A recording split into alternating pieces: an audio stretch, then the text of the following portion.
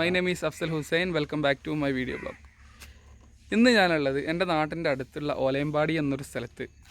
ഇവിടെ ഒരു ആനപ്രേമിയായ ഒരു വ്യക്തിയുണ്ട്, ഹാരിസ്ക. ബീവിൻ്റെ വിശേഷങ്ങളും അദ്ദേഹത്തിൻ്റെ ആനയുടെ വിശേഷങ്ങളും അറിയാൻ വേണ്ടിയിട്ടാണ് ഈ ഒരു വീഡിയോ എടുത്തിട്ടുള്ളത്. അപ്പോൾ ഈ ഒരു വീഡിയോയിൽ അദ്ദേഹത്തിൻ്റെ ഒരു അഭിമുഖം നമ്മൾ എടുക്കുന്നുണ്ട്. അഭിമുഖം എടുക്കുന്നതിന് വേണ്ടി എൻ്റെ കൂടെയുള്ളത് എൻ്റെ സുഹൃത്തു കൂടിയായ ദാവൂദ് ആണ്.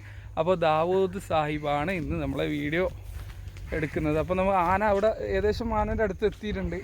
അപ്പോൾ നമുക്ക് അവിടത്തേക്ക് പോയിട്ട് അവിടുത്തെ ആനയുടെ വിശേഷങ്ങളും അതുപോലെ ആന ഉടമയുമായിട്ട് ആനയെക്കുറിച്ചുള്ള കാര്യങ്ങളൊക്കെ നമുക്ക് സംസാരിക്കാം. ആനപ്രേമിയുടെ വീട്ടിലെത്തിയിരിക്കുകയാണ്. ആനപ്രേമിയും നമ്മുടെ മണികണ്ഠൻ എന്ന സുന്ദരനായ ആനയും അവിടെ നിൽക്കുന്നുണ്ട്. അപ്പോൾ ഒരു വിരുന്നുകാരൻ, ഒരു ഗസ്റ്റായിട്ടാണ് ഞങ്ങൾ പോയിട്ടുള്ളത്. അപ്പോൾ അദ്ദേഹത്തിൻ്റെ ഒരു പ്രത്യേക ആനയ്ക്ക് എന്ത് ചെയ്തിട്ടുണ്ട്, നമ്മൾ ഗിഫ്റ്റായിട്ട് ഒരു സാധനം കൊടുത്തിട്ടുണ്ട്.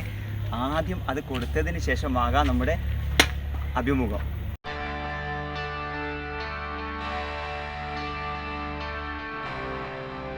ഓക്കെ ഫ്രണ്ട്സ്, ഞങ്ങൾ യാത്ര തുടരുകയാണ് നമ്മുടെ മണികണ്ഠൻ എന്ന് പറയപ്പെടുന്ന ആനയുടെ മുൻപിലേക്ക്.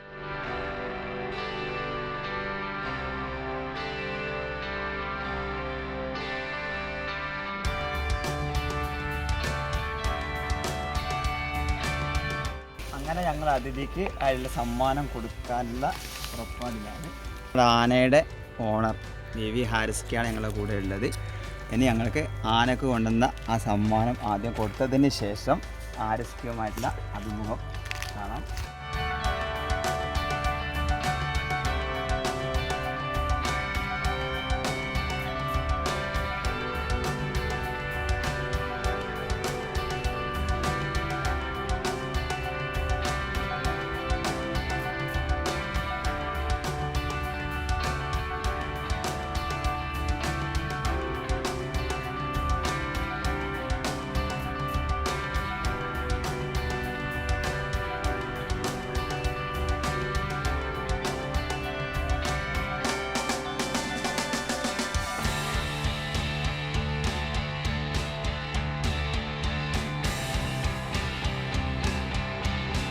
ഇങ്ങനെ നടന്നു വന്ന് നമ്മുടെ മണികണ്ഠൻ എന്ന് പറയുന്ന ആനയുടെ ഓണർ ദേവി ഹാരിസ്കയുമായിട്ട് അല്പനേരം ആനപ്രേമത്തിനെ കുറിച്ചും ആന ഏത് കാലം മുതലാണ് ഇവിടെ വന്നത് എല്ലാ വിവരങ്ങളും നിങ്ങളുമായി പങ്കിടാൻ പോവുകയാണ്.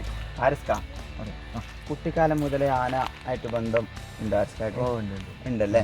ഉപ്പയുടെ കാലത്ത് തന്നെ ആന ഇവിടെ ഉണ്ടായിരുന്നു? അല്ല, ഉപ്പയുടെ കാലത്ത് അങ്ങനെ ഉണ്ടായിരുന്നു?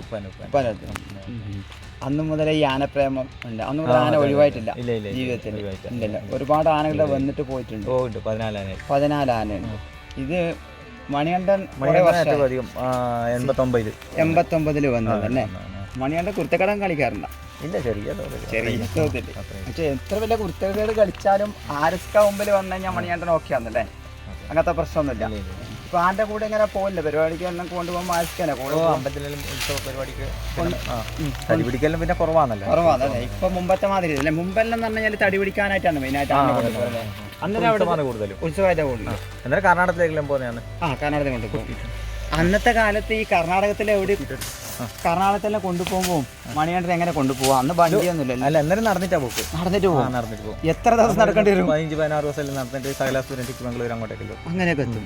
അപ്പൊ അതിന്റെ സജ്ജീകരണങ്ങളായിട്ട് പോകേണ്ടി വരുമല്ലേ? സജ്ജീകരണം എല്ലാം ബൈക്കുന്നല്ലേ ഒരു തന്നെ കിട്ടും. പിന്നെ പട്ടപത്തുന്നാളെല്ലാം ഒന്നിച്ച് തന്നെ ഉണ്ടാവും. അപ്പോൾ അങ്ങനെ ഓരോ ദിവസം എത്ര ഇങ്ങനെ നടത്തിക്കാണ്? അങ്ങനെ നടത്തി റെസ്റ്റ് ഒക്കെ ഇങ്ങനെ ആനക്ക് അത്ര തന്നെ. അത് ഓരോ സ്ഥലം നമുക്ക് അറിയാം. മുമ്പേ പഴയ പാപ്പാമാരുണ്ട്, അവർക്ക് അറിയാം. ഈ റൂട്ടെല്ലാം അറിയാം. അപ്പൊ അനുസരിച്ച് അന്ന് അതുകൊണ്ട് ആനൊക്കെ മണിയെല്ലാം കെട്ടിയിട്ടായിരിക്കും. അന്നേരം മണിയെല്ലാം കെട്ടിയിട്ട് ഇപ്പം പിന്നെ ലോറിക്കാന്നല്ലേ കൂടുതൽ. അതെ. ഇപ്പൊ ലോറി ആയതുകൊണ്ട് സൗകര്യം കൂടി. അതിപ്പോ ഇനിയിപ്പോ ഈ ലോറിയിൽ കൊണ്ടുപോകുമ്പോൾ തന്നെ ഇങ്ങനെ എത്ര മണിക്കൂർ യാത്ര ചെയ്യാൻ പറ്റും? അങ്ങനെ ഒന്നും ഉണ്ടല്ലേ? അപ്പൊ എത്ര മണിക്കൂർ യാത്ര ചെയ്യാൻ പറ്റും? 4 മണിക്കൂർ യാത്ര ചെയ്യല്ലേ. ഇവരെ നിയമം അങ്ങനെയാണല്ലേ?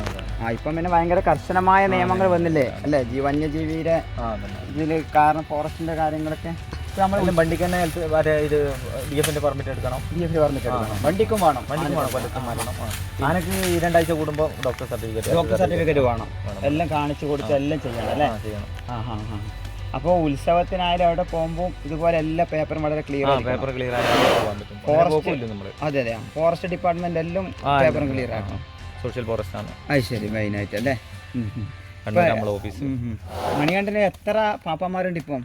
ഇപ്പൊ 2 ആളേലും 3 ആളുണ്ടായിനി. ഇപ്പൊ പിന്നെ ലോക്ക്ഡൌൺ ആയിട്ട് പണിയൊന്നുമില്ലല്ലോ അല്ലേ?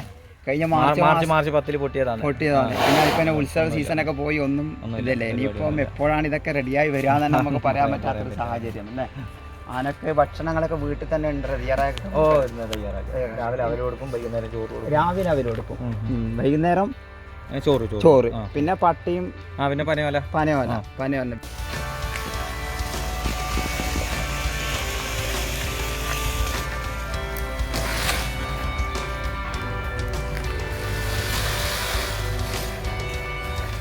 ആനക്ക് ഈ സുഖചികിത്സയെ കുറിച്ച് കേട്ടിട്ടുണ്ട്. അത് ഏത് മാസത്തിൽ ശരിക്കും? കർക്കിടക ചിങ്ങമാസത്തിൽ. അപ്പൊ അന്ന് വേറെ ജോലി വർക്കൊന്നും ഒന്നും കൊണ്ടുപോകില്ല. അപ്പൊ ഡോക്ടറെ ചികിത്സകൾ ആയുർവേദം അങ്ങനെ ആയുർവേദം നമ്മൾ തന്നെ ഇപ്പം മരുന്നാക്കലാണ്. അതിൽ മുമ്പിലും ആളെ കൊണ്ടുവന്ന് ആക്കല്. ഇപ്പം പിന്നെ നമ്മൾ തന്നെ പഠിച്ചല്ലോ. അത് ശരി. അങ്ങനെ ആ മരുന്ന് ഇങ്ങനെ പോയി 2 മാസം തുടച്ചായിട്ട് കൊടുക്കണം.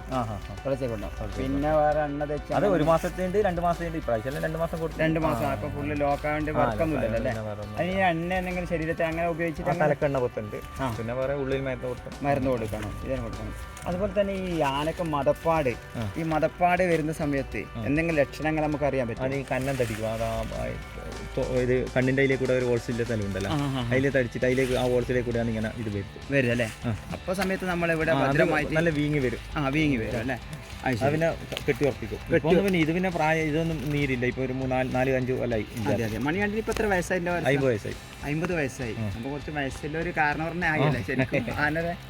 ഇപ്പൊ എന്നാലും മണിവരെ അങ്ങനെ ബുദ്ധിമുട്ടൊന്നുമില്ലല്ലോ, ആരോഗ്യം തന്നെ കുഴപ്പമൊന്നുമില്ല. എല്ലായിടത്തും കൊണ്ടുപോകാനൊക്കെ പറ്റുന്നില്ല, ഒരു പ്രശ്നമൊന്നുമില്ല. അങ്ങനെ തന്നെ സാധിക്കട്ടെ എന്ന് പ്രത്യേകം പ്രാർത്ഥിക്കുകയാണ്. അപ്പോൾ പിന്നെ മറ്റുള്ള ഏട്ടന്മാർ അല്ലെങ്കിൽ അഞ്ചനങ്ങനെ ആനയായിട്ട് അങ്ങനെ ഭയങ്കര അടുപ്പാണ്, അങ്ങനെ പ്രശ്നമൊന്നുമില്ല. നിങ്ങളെ പ്രത്യേകം കണ്ടാൽ തിരിച്ചറിയും ആ ശബ്ദവും കാര്യങ്ങളൊക്കെ അറിയുമ്പോൾ. ആസ്കാര ശബ്ദം കേൾക്കുമ്പോൾ തന്നെ ആനക്ക് പ്രത്യേക കാര്യങ്ങൾ മനസ്സിലാവും അല്ലേ. കുളിപ്പിക്കാനൊക്കെ ആർക്കൊക്കെ പോകാറില്ല. മുമ്പിലും ഇപ്പൊ പിന്നെ സമയമില്ല പോവും.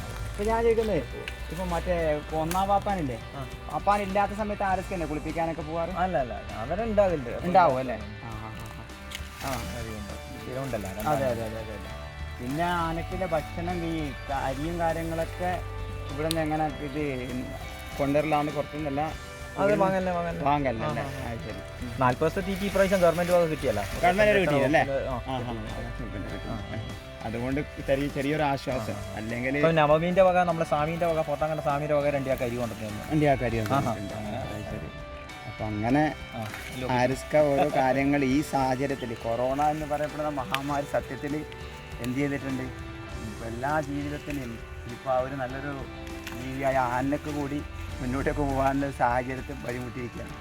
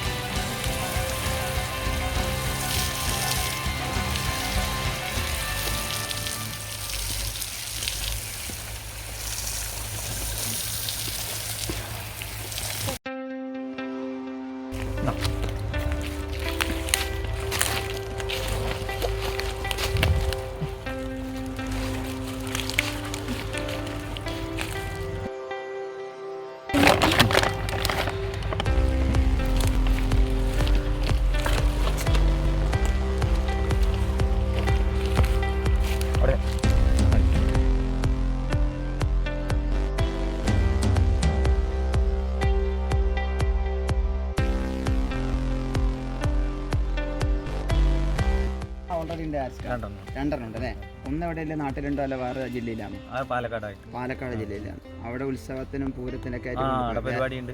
പാലക്കാട് ജില്ലയിൽ മെയിനായിട്ട് വേല എന്നൊരു പരിപാടി. അവിടെ ആനയാണ് ഏറ്റവും ഭയങ്കര. ഓരോ സ്ഥലത്തുനിന്നും പല പരിപാടിയായിട്ട് ഇങ്ങനെ ഘോഷയാത്ര പോലെ വരുന്നൊരു സംഭവമുണ്ട്. അതിന് ആന എടുപ്പുള്ള ആന ഉണ്ടെങ്കിൽ അവർ ഭയങ്കര പോയിന്റും പേരിലാണ് നാട്ടിന്. അതുകൊണ്ട് ആടത്തെ കൊണ്ടുപോയിട്ടുണ്ടാവും അല്ലേ? കൊണ്ടുവരാറുണ്ട് ഇങ്ങോട്ട്? അല്ല, ഇപ്പൊ അടുത്തായിട്ട് ഇവിടെ ഉണ്ടായിരുന്നോ? ഫെബ്രുവരിയിൽ ഉത്സവത്തിനുണ്ടായിരുന്നു. പിന്നെ പോയതാ, പിന്നെ മാർച്ചിലെ അടുത്തേക്ക് വരണ്ടേ തലശ്ശേരിക്ക്. പക്ഷെ മീൻകുളം അമ്പലം മണിയണ്ണന്റെ ഉറച്ച സീറ്റാന്ന് തോന്നുന്നു എല്ലാ പരിപാടിക്കും. അതുപോലെ തന്നെ വെള്ളോറ ഉത്സവത്തിന് മണിയണ്ണൻ തന്നെ.